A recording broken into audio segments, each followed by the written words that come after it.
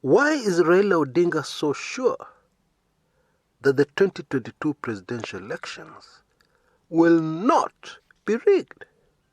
Now, we know that the 2002 presidential elections and the 2013 presidential elections had something very important in common. In both cases, a president was finishing their term. They had to leave office. And Kenyans were to elect a brand new president. And therefore, of course, the 2002 elections, most Kenyans agree, was not fiddled with. It reflected the will of the people.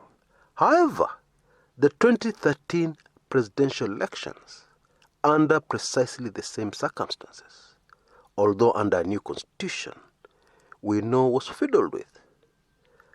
So how can somebody be so sure that the 2022 presidential elections will not be fiddled with? Does Raila even know what he's talking about?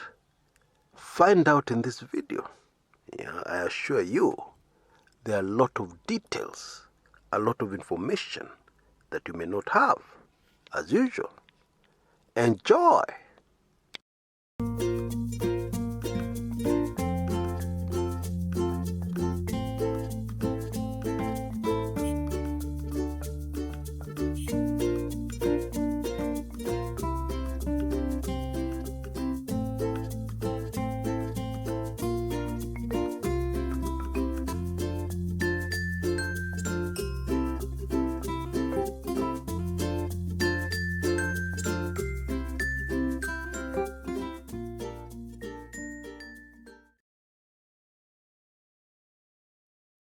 The young people of Kenya are the ones who are going to decide who the next president of Kenya is going to be.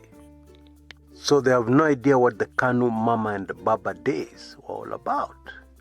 And it is not their fault. Not only were they not born, they were not even an idea.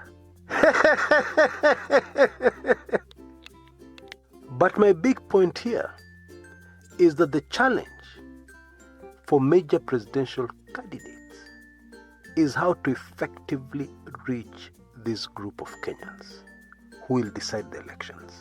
A vast majority of them have a very short, and I mean a very short, attention span. So I'm sure now you'll no longer be surprised why the TikTok forum has been such a hit in Kenya. Short videos, less than a minute. After the very controversial 2017 presidential elections, many Kenyans predicted that in 2022, getting Kenyans to vote again would be an uphill task. Now, those of you who know me well know that I never hesitate to confess. Although the Kumekucha deep state hates it. So let's go. Even I did a video predicting that there would be a problem getting Kenyans to the polling booth in 2022 because Kenyans were disappointed. Kenyans saw that actually you vote, other people decide. So what's the point? Many Kenyans famously said, in Kenya, we don't have elections. We have selections. People sit in a boardroom and decide for you. So what's the point of voting? So you just let them decide. And go ahead, you can't stop them. But things obviously are panning out very differently, proving all those predictions wrong. Okay? Because although, as an analyst in politics, you're not supposed to be emotional, politics is all about emotion. And you can sense the raw excitement amongst Kenyans as the 2022 polls draws closer and closer by the day. But still, we have those very stubborn Kenyans who don't forget quickly, who have said, yes, I can see what is happening on the political scene, but I'm not going to vote. Hakuna haja. What for? Yeah, just let them decide. But many of those Kenyans must have changed their minds yesterday when former Prime Minister, the Right Honorable Raila Odinga, came out in one of his addresses and said 2022 elections are going to be free, fair, and verifiable. There will be no fiddling. There will be no rigging. That business of pop, duly elected, that business will not be there. And he assured Kenyans, those Kenyans who know this politician well, yeah, because many others don't, but those who know this politician well have now changed their minds and are now very sure, because Raila said it. Folks, it is no accident that the region with the best educated Kenyans, the region which has produced the highest number of professors in very many technical and difficult, complicated fields, it is no accident that that is the same region where you will hear grown men with the brains above their shoulders telling you, I'm not going to read the document. Raila has read it and he has said it is okay, I'm not going to read it. Raila amesema. It is not an accident because those people know Raila well. They know the man, and they know when the man says something, in a vast majority of the instances, he is absolutely correct, 100% correct. And what he's saying is the real situation. It is the truth. And that is why I have no doubt in my mind that this statement by Raila will have an impact on the current voter registration drive. Oh yes, I have no doubt, absolutely no doubt, that it will turn up the volume of excitement, election excitement, as we head to the polls. You know, in the past, Raila has told us well in advance that the election is going to be rigged. And in many instances, he has told us precisely how that election is going to be rigged. He has given us the details. In 2017, Raila predicted how the presidential elections were going to be rigged using the military. You know, that is a prediction he made, because I remember that presser very well. That still sends a chill up my spine when I think about it. Stick with me. I'm going to refer you to that video right here on this channel. But there are those who are saying, but of course, Raila is talking like this because he knows that the deep state, the people who fiddle with elections, are on his side this time round. And therefore, this is how some UDA supporters are speaking. And therefore, this time round, it will be rigged in favor of Raila. Now, Raila has many weaknesses. Raila is human. But I can tell you categorically, that is not Raila. Those who know this man will tell you that is one of the very few politicians with a conscience. There are some things Raila cannot do. This is despite what happened in 2007. What happened in 2007? I'll tell you.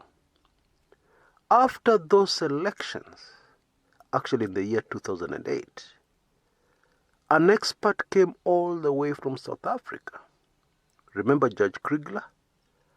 And after looking deeply into the figures and the results of the 2007 presidential elections, this foreign expert produced a report that told Kenyans and the world that both Raila Odinga and Mwai Kibaki, who were the main combatants in that election, rigged. In other words, what he was saying, yes, President Kibaki rigged the election. He stole the election. There are so many votes he stole. But then, Raila also stole. Bottom line, the person who won the election was the person who stole the most. But the loser also stole. That was the official report.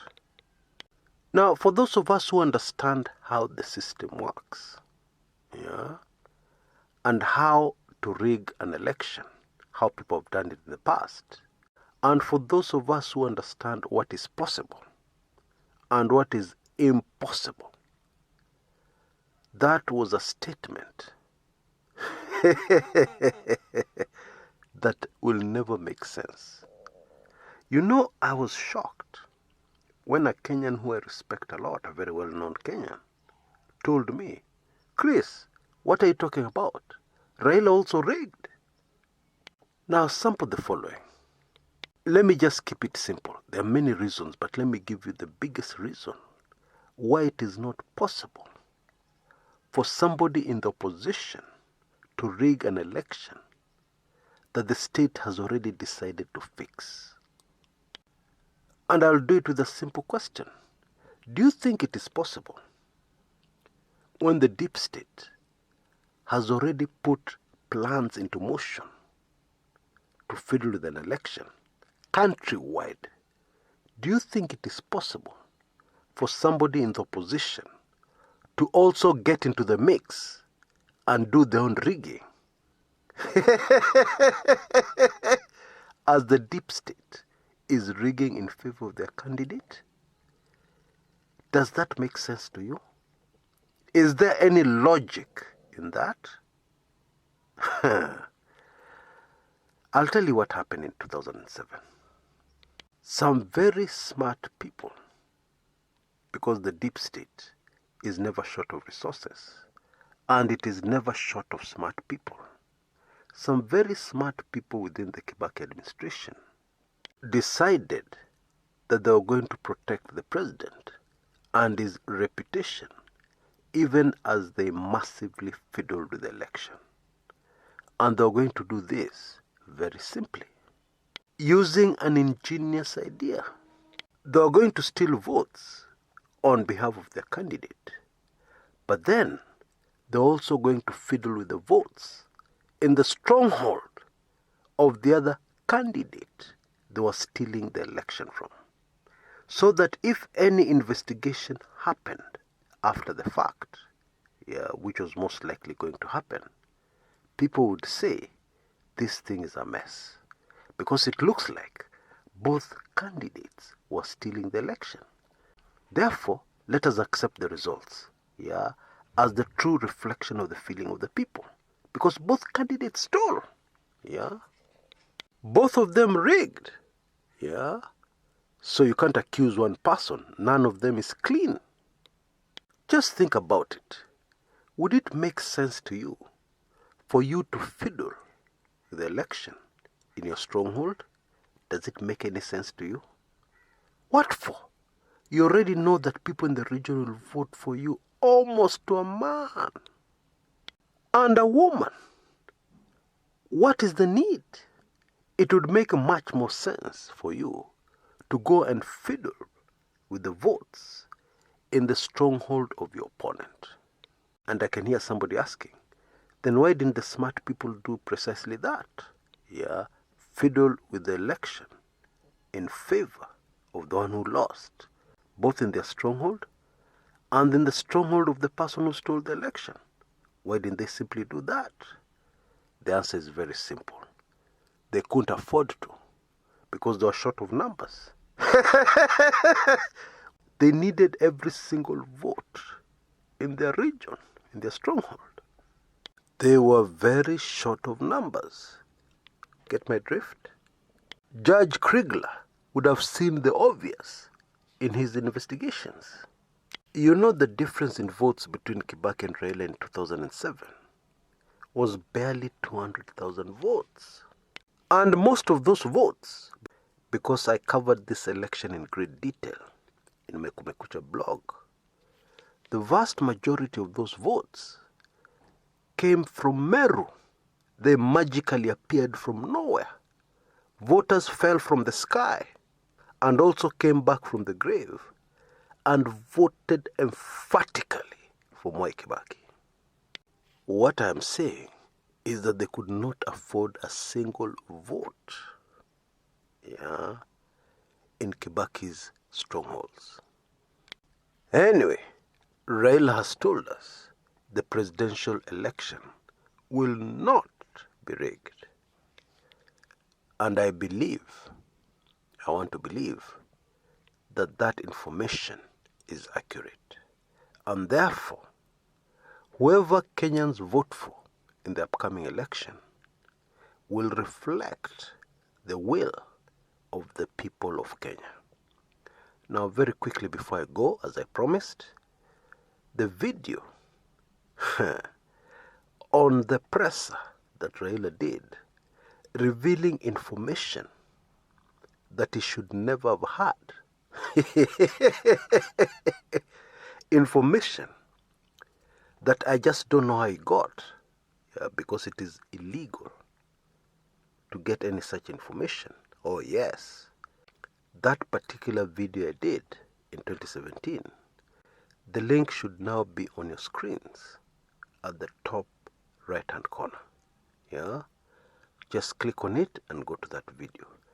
The same link is also repeated in the description area below.